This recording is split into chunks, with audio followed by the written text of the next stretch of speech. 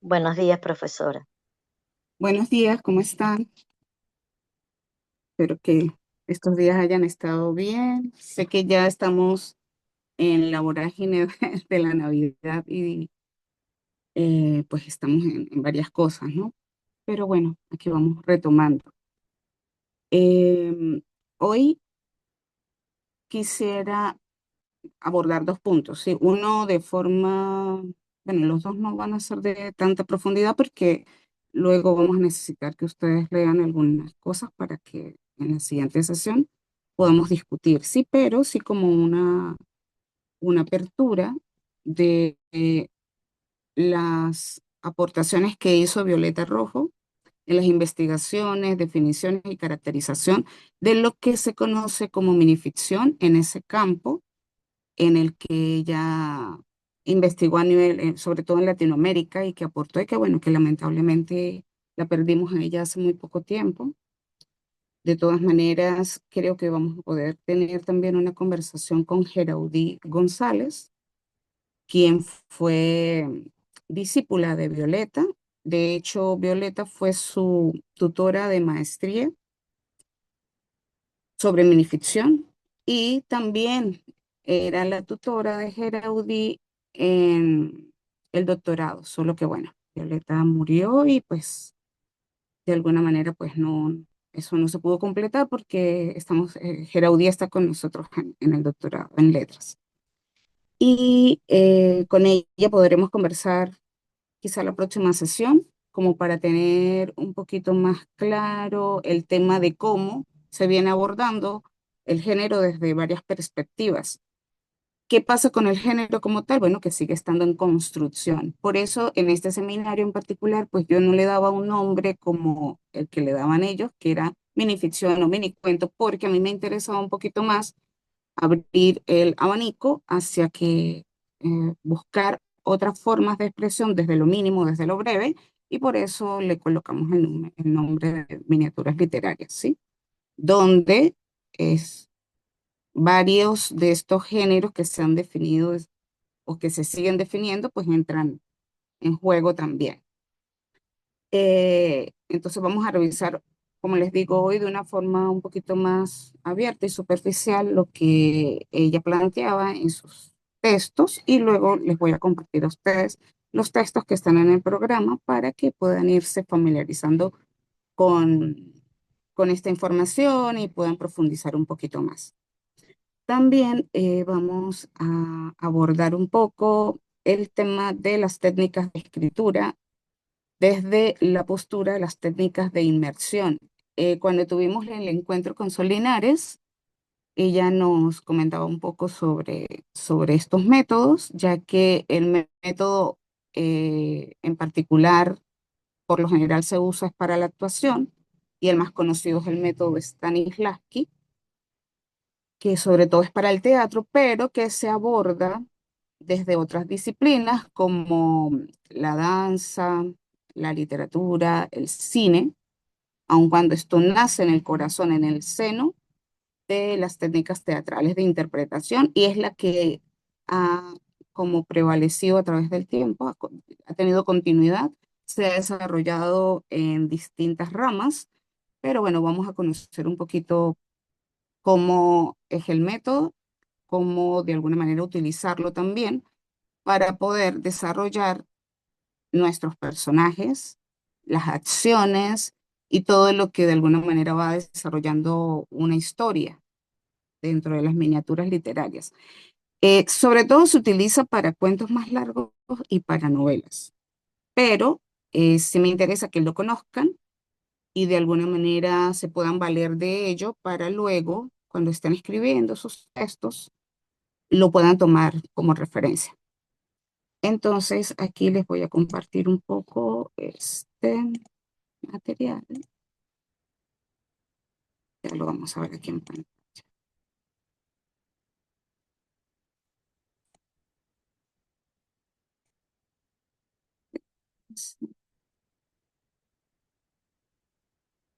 Bien.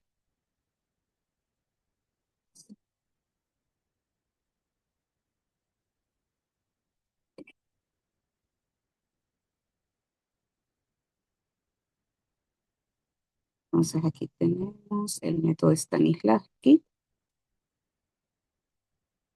No sé si en el grupo hay actores, Yo, ¿sí? ¿Has trabajado el método? ¿Lo conoces?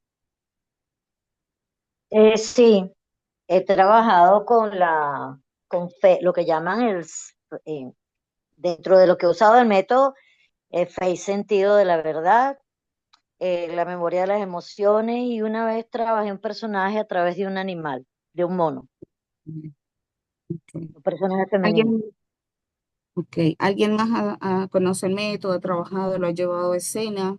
¿Alguien más del grupo? Bueno, si no, Sí, igual vamos a irlo abordando. Sí, me van contando, Buenos ¿sí? días. Sí, buenos Sí, días. por mi parte yo soy licenciada en teatro. Tuve la Ah, bueno, oportunidad de aplicar el método en un monólogo que escribí y ok, bueno, muy interesante ver esa interpretación del digamos que tan intimista del personaje a través del método. exacto. Bueno, qué chévere que seas licenciada en teatro, me gusta. De Mérida, imagino, o no sé. No, soy de Falcón. Ah, ok. No conozco mucho cuáles son las escuelas por allí. Eh, bueno, sé las de escuelas de la Universidad La Luz de Maracaibo y las de Mérida. Y aquí Sí, en yo estoy Táchira, pues graduada no en tenemos. UNEAR. Oh, genial. Aquí en Táchira, pues no tenemos bueno, una universidad que se dedique como la ULA, a la licenciatura en teatro para dirección, actuación o escenografía o cualquiera de estas ramas que se extiende del teatro. Pero está la Escuela Regional de Teatro. Y pues no es una carrera universitaria, pero sí digamos que es como una especie de técnica, una escuela técnica, donde se preparan actores. Y el método Stanislavski pues es básico, aun cuando se desarrolló hace mucho tiempo ya, sigue en vigencia. Y lo que comentaba Nuriel, y es cierto, esa capacidad o esa oportunidad de acercarse a la actuación desde una forma muy intimista, ¿sí? Entonces, como les digo, vamos a abordarlo muy por encima. Igual el interés es que ustedes lo conozcan y que luego si quieren profundizar, pues hay muchos materiales sobre ello. ¿Quién me ayuda a leer, porfis? Nurieli, ¿me ayudas? El método Stanislavski es una guía completa. El método Stanislavski, también conocido como método de actuación, es una técnica teatral que se centra en la psicología del actor a través de la creación de personajes realistas, desarrollado por el actor y director ruso Konstantin Stanislavski a principios del siglo XX. Este método ha sido sin duda una de las corrientes que más han influenciado en el teatro moderno, siendo la base para la formación de muchos actores y actrices en todo el mundo. Se centra en la comprensión de la psicología del personaje, la conexión emocional y el contexto para crear interpretaciones realistas Esto y es muy importante. auténticas. El método se Ah, perdón. basa en... Perdón que le interrumpa, pero Okay. es que esto se escucha con. no se escucha. Ok, dame un momento. Allá. Em, es muy importante esta parte sobre la conexión emocional y el contexto para crear interpretaciones realistas y auténticas. Porque el teatro, eh, cuando lo conocemos desde Grecia, es algo donde todo es muy grande, es muy dramático, ¿sí?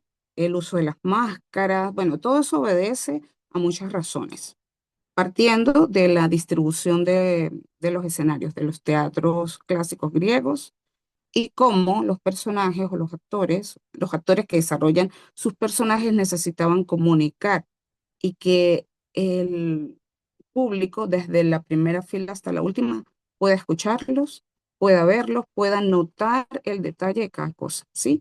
Entonces, en esas primeras interpretaciones que conocemos del teatro clásico, siempre se necesitaba exagerar mucho los gestos, la voz, todo el vestuario, De hecho, pues también se usaban como una especie de zancos para que todos pudieran ver a los actores en escena y pudieran entender y pudieran captar.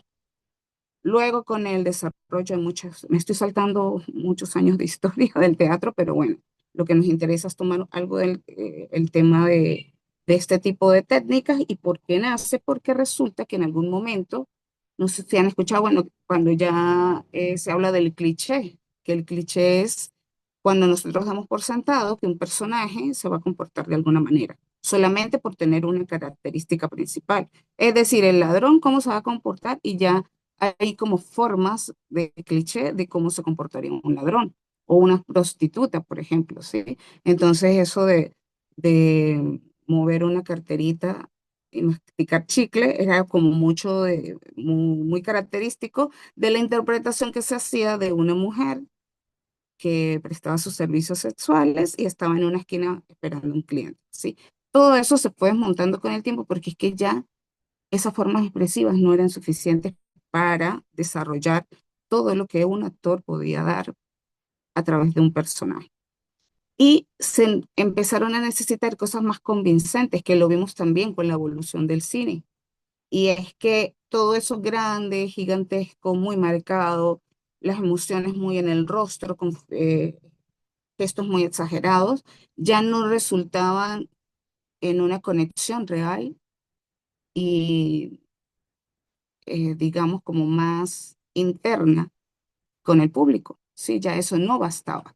Y en ese momento, pues, empezó a hablar de algo que fuese eso, intimista, realista, orgánico, algo que, de alguna manera, se aprecia muchísimo más en el cine. Recordemos desde dónde viene el cine, y viene desde el cine mudo y desde el cine en blanco y negro, y cómo fue evolucionando a través del tiempo para tener lo que tenemos hoy, donde lo que más se evalúa o lo que más convence o lo que más la crítica ve también desde todos los puntos de vista es lo orgánico de una actuación que puede interpretar un actor o una actriz. Entonces, esto es muy clave, crear interpretaciones realistas y auténticas. ¿Por qué lo estamos viendo aquí? Vuelvo, porque resulta que nosotros para poder contar una historia tenemos personajes.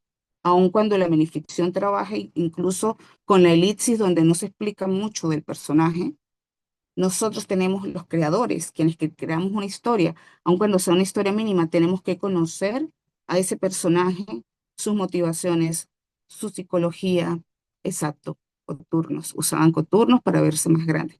Y muchos elementos, ¿sí? Las máscaras muy grandes, con cosas muy amplias, muy parecido a lo que se hace en las comparsas cuando se hacen los desfiles. Entonces, algo así muy llamativo, gigante. Bien, entonces les contaba que cuando nosotros estamos construyendo nuestros personajes, aun cuando todo eso que vamos a construir no se ve en la historia, y mucho menos cuando se trata del género mínimo o la literatura breve, las miniaturas literarias, resulta que todo eso que nosotros vamos a construir fuera de la historia lo va a necesitar el personaje para ser más creíble, para ser más auténtico, para ser más orgánico, porque las exigencias del lector contemporáneo lo necesita, ¿sí? Para poder atraparlo en la historia. Porfa, puedes continuar con leyendo, Miguel. Ajá. El método se basa en la idea de que un actor debe conectarse emocionalmente con el personaje que está interpretando para poder transmitir al público las emociones y sentimientos del personaje de manera auténtica. La historia del método Stanislavski. Konstantin Stanislavski nació en Moscú en 1863. Comenzó su carrera en el teatro a los 14 años y en 1898 fundó el Teatro de Arte Moscú con su amigo y colaborador Vladimir Nemirovich Dankenko. A medida que el teatro se hacía cada vez más popular, Stanislavski comenzó a sentir que algo fallaba en las actuaciones de sus actores. Quería que sus actores fueran más realistas y que hicieran interpretaciones convincentes, y comenzó a experimentar con diferentes técnicas de actuación para lograr este objetivo.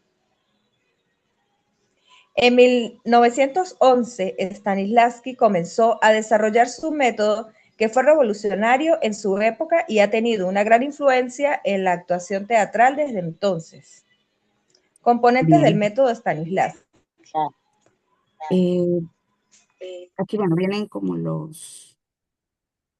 las cosas más resaltantes del método, ¿sí? ¿Alguien más que puedo. me ayude a ver? Yo voy. Estoy agrandando un poquito la pantalla. Componentes del método Stanislavski. Un actor debe tener objetivos claros para su personaje, lo que significa que debe entender lo que su personaje quiere y necesita. Los objetivos son la base de la motivación del personaje y ayudan al actor a comprender su comportamiento. Voy. Esta es la primera de los componentes que son objetivos, ¿sí? Ajá. Vamos a verlos aquí. Luego vienen Eh, las acciones. acciones. Las acciones son los pasos específicos que un actor toma para lograr su objetivo. Las acciones son importantes porque ayudan a un actor a mantener la concentración y la energía en escena. Miremos estos dos elementos desde el punto de vista de la escritura creativa. Si nosotros tenemos personajes que entran en una historia, no los vamos a tener de adornos, como si colocáramos una Exacto, matica allí a un decorado, y menos ahora. Antes, muchas de las em, prácticas que se hacían para entretener al público, que para eso en algún momento fue el teatro también, aunque luego se convirtió en algo mucho más poderoso, potente y necesario. Por eso transformador. sigue, exacto, transformador en todos los sentidos, es que antes colocábamos cosas como para decorar un poco, o sea, como para rellenar un poco el espacio, y dependiendo de la época en la que se hacía la interpretación y la sociedad que lo asumía, pasó por muchas evoluciones donde habían escenografías inmensas que parecían como la realidad. Un castillo era un castillo en tiempo real allí, prácticamente. Y entonces, aun cuando se hacían los personajes gigantes, Elaborado. opulentos, siempre todo muy elaborado, pero muy grande y eso sí. Pero a veces estas cosas no se cuidaban tanto. En este caso, objetivos y acciones, porque es que, como les vuelvo a decir, no debe haber algo ni sobre un escenario, ni sobre un texto que se está escribiendo que esté de sobra, que esté de adorno, porque eso ya no convence al lector. O sea, las cosas que son como decorativas, el lector ya no las absorbe, no les interesa y necesita otro tipo de elementos. Vamos con el contexto. Ajá. ¿Dónde estoy? El El contexto se contexto. refiere al entorno en el que se encuentra el personaje y a las circunstancias que lo rodean. Aquí, para que lo tengamos muy en cuenta, el contexto es algo que de repente no se ve ni en la historia ni en el escenario. Es decir, a lo mejor no se lo Perdón, expliqué.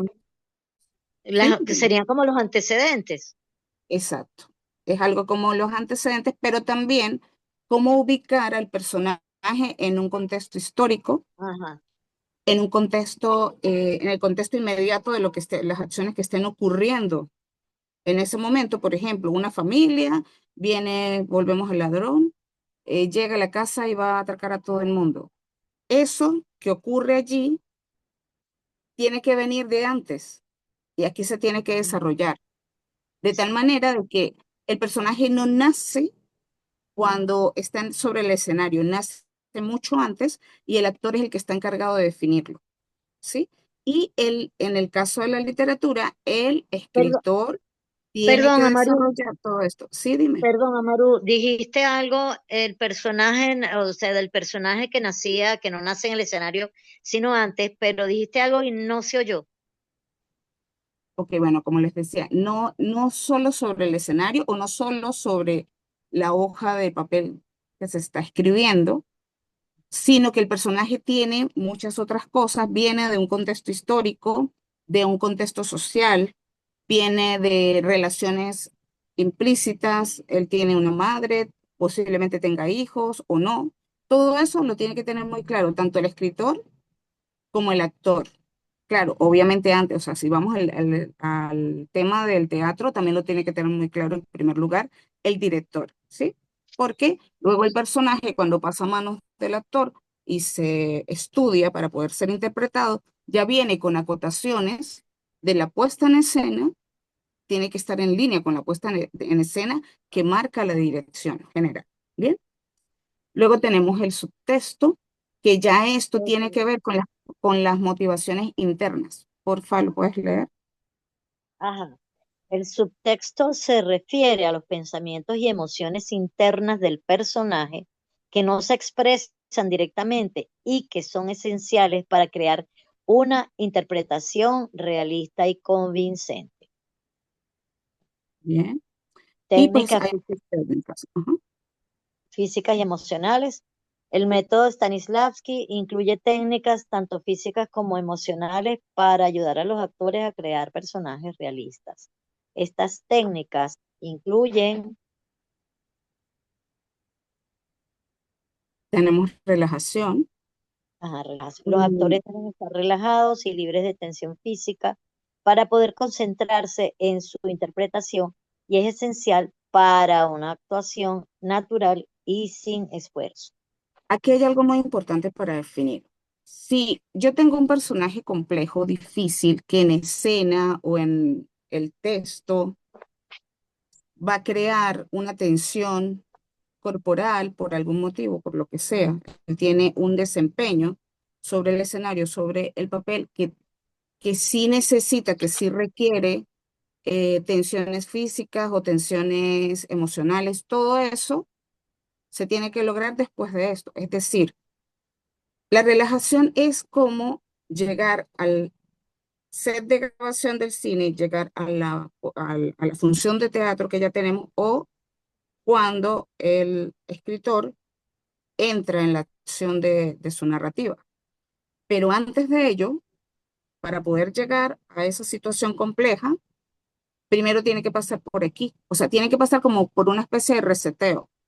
Antes de entrar en el escenario, incluso en un ensayo, cuando tú vas a un ensayo de teatro, así sea una lectura, la lectura de los libretos, tú vas reseteado. O sea, dejas todo lo que tú eres como actor, tus problemas, tus cosas afuera, y llegas al espacio que vas a crear, tanto con el cuerpo como con la letra, a desarrollar las exigencias que tiene tu personaje, a desarrollar lo que se necesita para crear esa situación de conflicto o esa tensión que se tiene allí.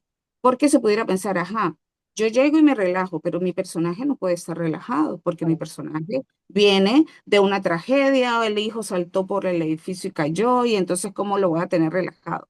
Para poder llegar a ese lugar que ya es actuación, yo tengo que pasar por el proceso previo de dejar afuera todo aquello que traigo como actor o actriz, o en este caso como director, ¿sí? Yo me Profe, siento, o sí, dime, que usted me está hablando de eso y es como yo lo veo desde mi ser actriz.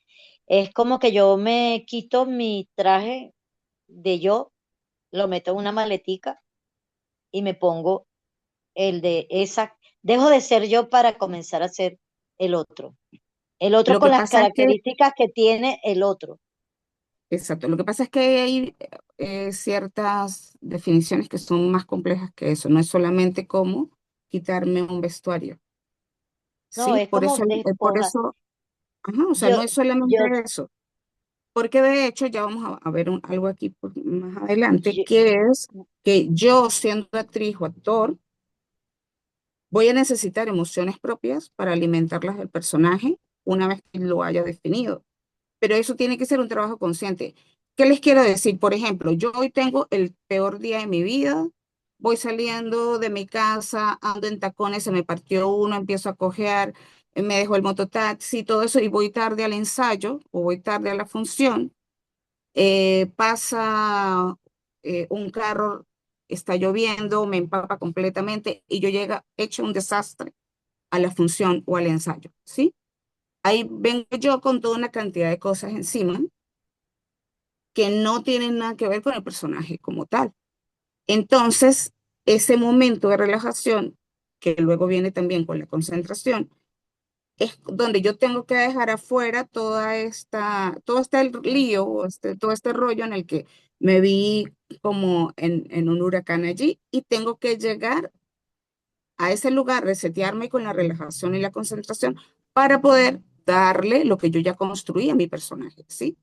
Ahora, más adelante vamos a ver que necesitamos cierta imaginación, necesitamos para algunos ejercicios como robarle a mi yo real, robarle esos espacios. Por ejemplo, ¿cómo es una tristeza? Bueno, yo tengo una tristeza que tiene que ver con mis mascotas, que mi mascota murió y todo lo demás, y resulta que a mi personaje le pasó algo similar y yo necesito alimentarlo de esa sensación de duelo, de esa sensación de tristeza. Entonces, yo, ¿cómo lo conozco? O sea, ¿cómo el personaje va a conocer cómo es el sufrimiento? Porque el actor o la actriz lo ha vivido.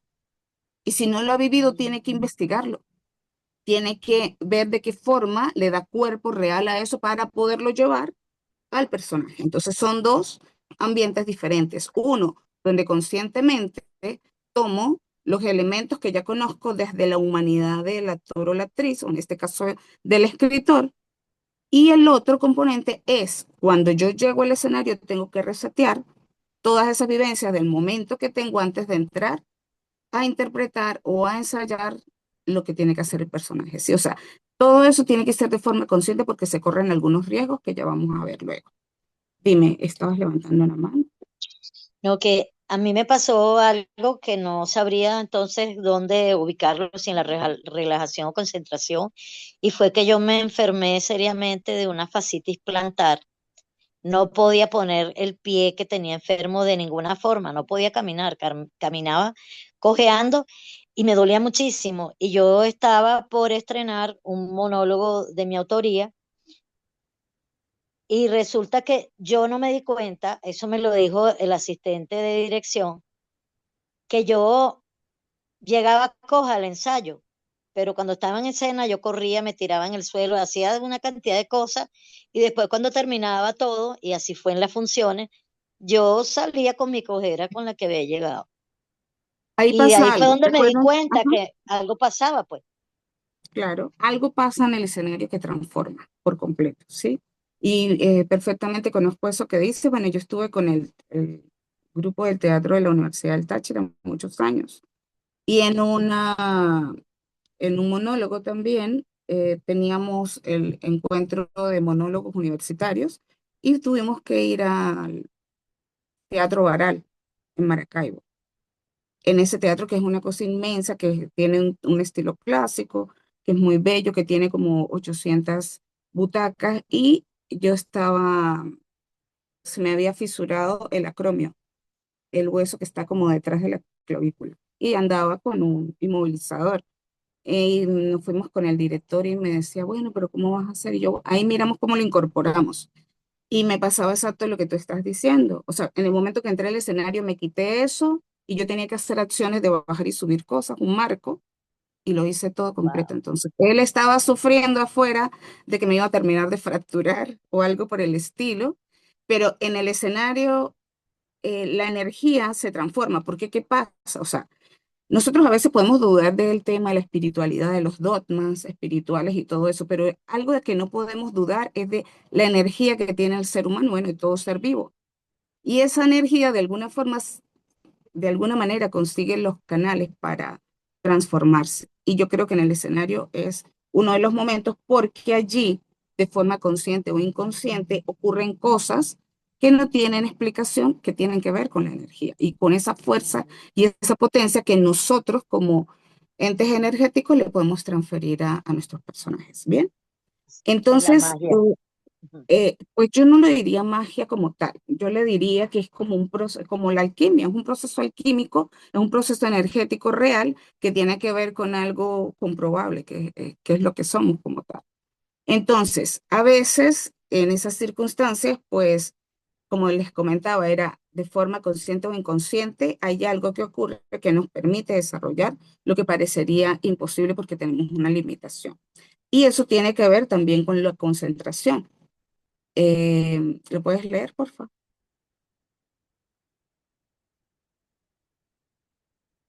Voy, ya va que no veo. La concentración es importante para que el actor pueda enfocarse en la escena y en sus objetivos. Los ejercicios de concentración pueden incluir la visualización de un objeto o imagen o la repetición de un mantra o una frase. Esto es como lo plantea la técnica como tal. Ya va que tengo Le hace falta medir corte de tierra. un momento.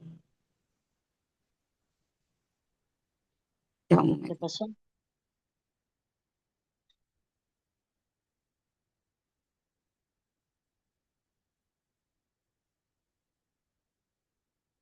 ¿Qué pasó?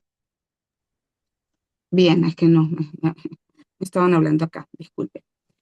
Eh, entonces tenemos esto que es parte de la técnica también, ¿sí? O sea, es como que el actor necesita o el escritor. Si, por ejemplo, vamos al caso de la escritura, muchos escritores famosos tienen un estudio a cumplir su horario de trabajo en su escritura. Y por lo general ese estudio tratan de tenerlo fuera de su casa, para que no llegue el gato, para que no llegue el perro, para que no llegue el niño, para que no llegue alguien, de alguna manera interrumpir esa fuente energética de la creación, que no solo es imaginación, es trabajo real, ¿sí? Donde nosotros tenemos que ir desarrollando una secuencia de hechos para llegar a la creación como tal. Entonces, la concentración es eso, tanto la relajación como la concentración nos ayudan a enfocarnos en lo que estamos haciendo. Hay algo, bueno, que eso sí se los quiero contar más adelante, pero también tiene que ver con esto porque es una anécdota bien interesante, El ¿sí? grupo lo busca, el grupo lo busca. Entonces, tenemos también la imaginación y es esta herramienta poderosa que los actores, recuerdan cuando les contaba que no es solamente la inspiración, ¿sí? Nosotros tenemos procesos vitales del día a día, observar, ver, tocar, caminar, lo que sea, ¿sí? Y eso lo vivimos de una manera muy consciente a veces y a veces no. Pero en todos esos mecanismos nosotros vamos en una buseta escuchando el vallenato que pone el bucetero y se nos queda en la cabeza rondando las letras, así no nos guste el vallenato o si nos gusta, como sea, o la música que sea. Y después resulta que eso puede ser o puede llegar a fusionarse con la intención de creativa y yo digo, bueno, yo no conozco, o sea, mi personaje todos los días se tiene que mover en una buceta. ¿Cómo hago yo para representar a ese personaje o cómo lo...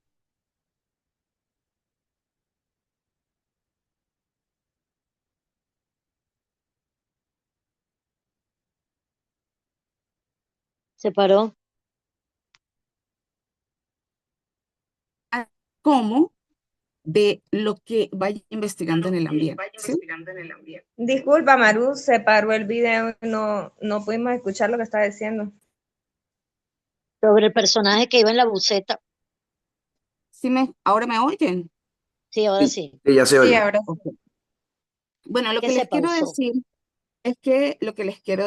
es que la imaginación es algo que todos tenemos, pero que tenemos que ayudarnos con lo que hay alrededor y que eso siempre se va a convertir en materia prima para la creación, siempre. Nuestro día a día, lo que tenemos en la realidad, pero también lo que investigamos a propósito y adrede y muy planificado para poder ejecutar el proyecto editorial, el proyecto teatral, el proyecto cinematográfico, ¿sí? No siempre podemos confiar en lo accidental.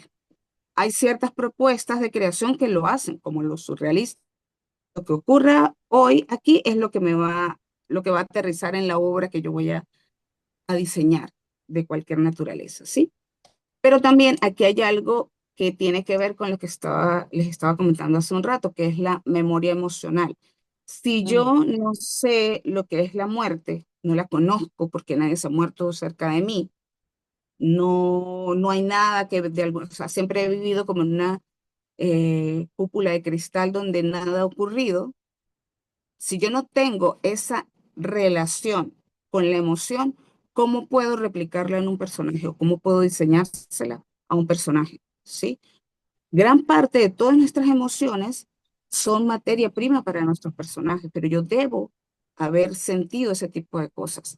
Hay un director teatral que perteneció al Rajatabla en Caracas y luego estuvo acá. Bueno, él es argentino de nacimiento. Aníbal Grun, creo que ahora está dirigiendo el teatro de Portuguesa, pero él también hace para cine, para televisión. Bueno, fue aquí en la Escuela Regional del Táchira, fue el profesor de actuación durante muchos años y ha capacitado de forma muy orgánica a través del método a muchos actores. Y él resulta que el personaje que tenía que desarrollar, en este caso como actor, no, él no estaba dirigiendo la obra, sino era actor de esa obra, el personaje tenía que hacer una acción física comiendo algo que le produjese mucho asco. Y resulta que es la única forma que desarrolla esa figura dentro de su interpretación, recordar que él le daba asco el pan mojado en leche. Entonces, para la escena usó eso. Él comía el pan deshecho en la leche, era espantoso, o sea, para él era una sensación terrible como actor, pero lo desarrolló para su personaje de forma tal que todo eso le ayudó a que el personaje de alguna manera fuese más convincente. Sí, son detalles. Y esas memorias emocionales son lo que yo, personaje de mis propias experiencias o de las cosas que yo investigo para ser representadas. Voy a mirar un momentito el chat porque ya veo. Ok, no era Ajá. La función del alter ego. Muy bien, lo decía Francisco. Algo así, es una relación un poco por ahí. Yo ya vi hace como 7, 8 años en un recital de poesía con música. Ah, tuviste, Francisco. Sí, bueno, yo hice él está contando acá sobre una puesta en escena que hicimos que era más performática, pero era música y poesía. Entonces, con el maestro Gregory Pino, que es guitarrista, bueno, y compositor, hicimos un montaje sobre la historia del amor contada a través de la poesía. Lo que pasa es que a mí me ha resultado muy útil e interesante y ha sido como mis canales de exploración a través de las artes, unir lo que hacía Lorca, salvando la distancia, evidentemente, con Lorca, que era lo que él decía, que el teatro es como la poesía que levanta el texto y cobra cuerpo. Entonces, lo que he hecho es mis textos poéticos, transformarlos en libretos teatrales de monólogo, de manera más performática. Así que todo el texto que escribo dentro de lo poético, luego lo llevo a la representación. Y en ese caso lo hicimos con Gregory, que fue un proyecto muy lindo sobre la historia del amor y el desamor, o sea, cómo ocurre todo. Teníamos textos filosóficos donde definíamos cómo es ese primer flechazo y cómo va ocurriendo hasta que luego todo ese proceso que se vive llegar ya al desamor. Acá hay Profe, actores que se yo de hecho, Dime. profe, yo de hecho recuerdo ese momento, o sea, fue con el vestuario todo genial y además fue una atmósfera tan envolvente que usted pasó micrófono a las personas que estaban ahí y todos dijimos poesía por la atmósfera tan envolvente que era, o sea, todos recitamos poesía en ese entonces. Ay, qué bien que estuviste por allí. Me emociona mucho recordar esas cosas. Y es así, lo que dice Francisco es cierto, cuando está, que creamos la atmósfera, es lo que les hablaba de la energía. Y no se los digo desde el punto de vista místico, religioso, mágico, religioso, se los digo más, yo soy una de las ciencias, entonces se los digo más desde eso que nosotros no podemos evitar sentir, pero que no se puede explicar de alguna manera, como por ejemplo, todos sabemos que podemos pensar, porque sabemos que sin mover los labios o sin que salga la voz ocurren cosas en nuestra mente. Pero nadie ha podido demostrar dónde está la mente en nuestro cuerpo físico, tampoco emociones. O sea, por convenio universal decimos que el corazón y decimos que la estamos muy seguros de que eso ocurra, pero sí sabemos de forma experimental, o sea, porque lo logramos sentir, percibir, y nadie lo puede negar, que hay cosas que ocurren y lo que ocurre en el arte es algo innegable, porque la emoción que despierta el arte en todas sus disciplinas es algo que nos deja no solamente asombrados, sino que produce en nosotros un proceso de extrañamiento, algo que no podemos ni detener ni evitar, ¿sí? Entonces, eso ocurre con las artes. Y yo sé que en algún momento vamos a conseguir una explicación física o química para ello. Acá dice Daniela que hay actores que se comprometen demasiado. Nicolas Cage de verdad se comió una cucaracha para grabar la escena de una película. Eso ha ocurrido muchísimo. Y de hecho, han ocurrido cosas en el cine que luego con los años nos enteramos que fueron hechas en realidad y no fueron simuladas, como se suponía que se hacían las cosas para el cine. Hay cosas que nos da risa, hay otras cosas que han sido muy trágicas, como por ejemplo en un tango en París, con las actuaciones que se hicieron donde la actriz que sufre la violación, o bueno, esa escena de sexo, ella luego, con los años, muchos años después, denuncia que fue una violación real en el escenario. Y como eso, muchísimas otras cosas. Así que por allí nace o sea, se apoya en el movimiento Me Too, cuando también muchas actrices en el mundo empezaron a denunciar cosas que pasaron en el cine en una época donde pues no se atrevieron a... Ay, aquí, Ozzy Osbourne y el murciélago. Pues la verdad yo no sé si eso fue real o no, pareciera que sí, pero bueno, yo creo que yo no llegaría a tanto, no lo sé si si por el arrobamiento de la misma actuación se pudiera hacer. Así comen los bebés. Hace muchos años estuve en el elenco de La Violetera. Ah, acá este es Laura. Tú estuviste en el de la ULA, con la profesora Oliva Mora, que también se nos fue, ¿no? No sé si fue en ese. Y cuando leemos para niños animación de lectura, de alguna forma dramatizamos. Así es.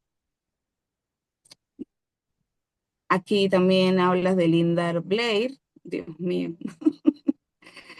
A ella le pasaron muchas cosas que no fue solamente con lo de la sopa de lentejas, le pasaron demasiadas cosas con todo lo del exorcista. Pasan cosas inexplicables también en los escenarios.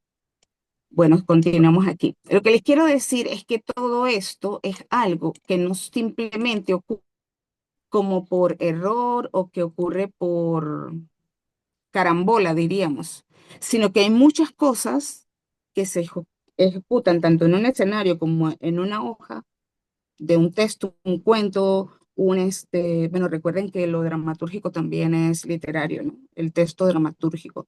Sin embargo, se dice que el libreto cinematográfico, el guión no es literario. Hay una discusión sobre ello, algunos apoyan una teoría, otros apoyan otra, ¿sí? Pero se hablará, el performance de Jim Morrison era una cosa de locos también, el del Rey Lagarto, es cierto, me gusta mucho. Bueno, lo que les quiero decir es que todo esto tiene que ver con la formación del personaje, donde el actor o la actriz tienen que prestarles cosas suyas, pero se supone que esas cosas que les presta deberían ser intencionales y que no es un buen actor aquel que hace que su personaje se parezca demasiado a él, ¿sí? Porque entonces, ¿dónde estaría la actuación? Hay muchas cosas para valorar allí. Luego tenemos voz y cuerpo, que aquí es donde viene lo que les hablo de la energía. Nosotros somos cosas tangibles. Una columna de voz que se mueve de forma científica porque desde el diafragma, cuando entra al aire, apoyamos y sale por todo el aparato fonador. De hecho, eso se estudia para el teatro y para el cine también. Cuando vas a interpretar para el canto, mucho más.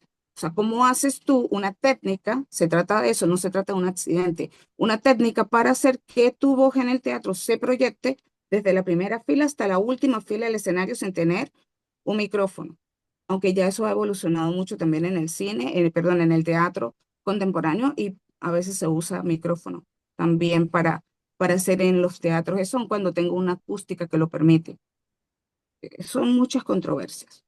Pero sí tenemos nuestra voz y nuestro cuerpo, que es el que de alguna manera va a entrar en la dinámica y en los recursos que tiene el personaje, ¿sí? Cuando lo llevamos desde la concepción literaria hacia el texto literario, yo también tengo que ver cómo logro vivenciar las experiencias que les quiero introyectar al personaje de mi historia para que eso sea creíble. Porque, por ejemplo, si recuerdan la conversación con Sol Linares, cuando ella hablaba de su libro, No todos los cíclopes nacen ciegos, y nos contaba cómo crea el personaje narrador de esa historia, que es la novela que ella escribe.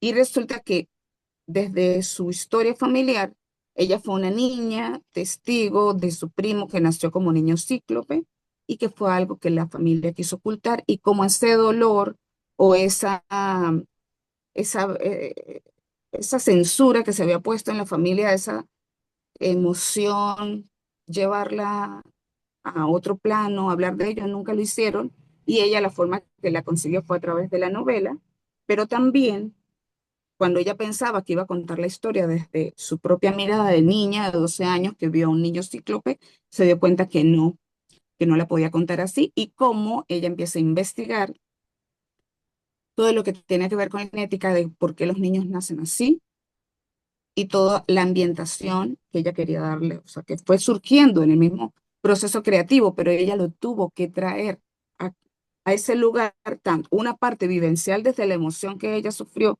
familiar, pero también desde las investigaciones que hizo a nivel científico, donde la ingeniera genetista viene a contar una historia, ¿sí?